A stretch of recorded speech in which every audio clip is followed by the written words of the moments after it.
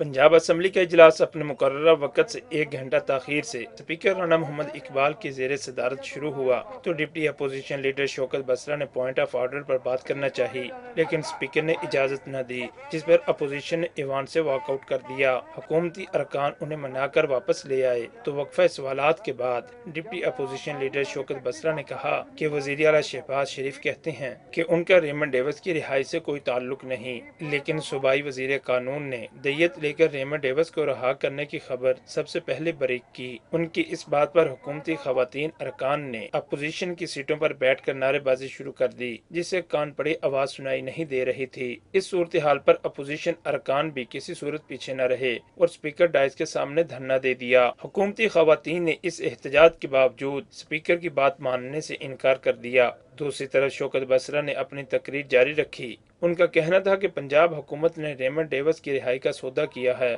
और उन्हें मुल्क से भगाने के जिम्मेदार राना सनाउल्लाह हैं। असम्बली इजलास के बाद मीडिया से गुफ्तगू करते हुए पीपल्स पार्टी के रहनुमा का कहना था कि वो रेमंड डेविस की रिहाई से मुताल्लिक राना सनाउल्लाह को मुनाजरे का चैलेंज देते हैं। जो झूठा साबित हुआ वो इस्तीफा दे दे। ये कहते थे हम रेमंड डेविस को दाल खिलाएंगे और मैंने ये कही है, ये बात अनकरीब ये मान जाएं तो बेहतर है, वरना रेमंड लीक्स आएंगी। अब पहले विकी लीक्स आई थी, अभी रेमंड लीक्स आएंगी, जिसमें राना सनाउल्लाह चॉकलेट खाते हुए दिखाए जाएंगे रेमंड के साथ, जिसमें राना सनाउल्लाह और इनके बहुत सारे वजीर जो अमेरिका की खुशनुदी हासिल करने के लिए बाहर से ये नारे मारते हैं, अंदर से जाके उनके ये पाँव पड़ते हैं। इसके जवाब में राना सनाउल्लाह का कहना था कि मकतूलिन के वर्सा की अदालत के सामने दी गई आखिरी शहादत अहमियत की हामिल है। वो अपने वकील राजा मोहम्मद अरशाद के साथ जिस गाड़ी में आए थे, अदालत में बयान देने के बाद उसी गाड़ी में वापस चले गए। इसी बुनियाद पर कहा गया था कि वो रावलपिंडी में महफूज मकाम पर हैं। उन्होंने वाज़ेह किया कि खतून रुकन असम्बली के वालिद रेमंड डेविस के वकील जाहिद हुसैन बुखारी को खतरा है तो वो लिख कर दें तो उन्हें तहफ़्फ़ुज़ फराहम किया जाएगा।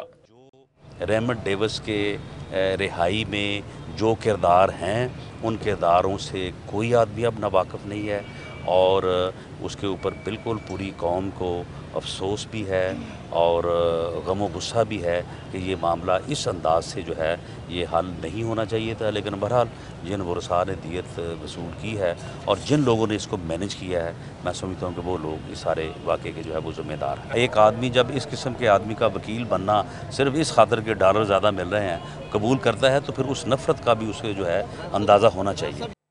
इससे पहले वक्फा सवालात में फैसलाबाद फूड सपोर्ट स्कीम के तहत 4 माह में 6,40,000 की रकम खुर्द-बुर्द करने का इल्जाम लगाया गया, जिस पर पार्लिमानी सेक्रेटरी राना तजम्मुल ने बताया कि 31,000 रुपए का मुकदमा दर्ज करके मुलाजमीन को महकमा से बर्खास्त कर दिया गया है।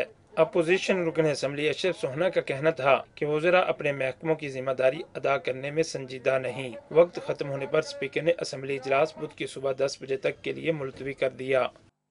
पंजाब असम्बली इजलास में हुकूमती और अपोजिशन अरकान असम्बली की जानिब से रेमंड डेविस की रिहाई से मुतल्लिक एक दूसरे पर इल्ज़ाम तराशी का सिलसिला जारी रहा।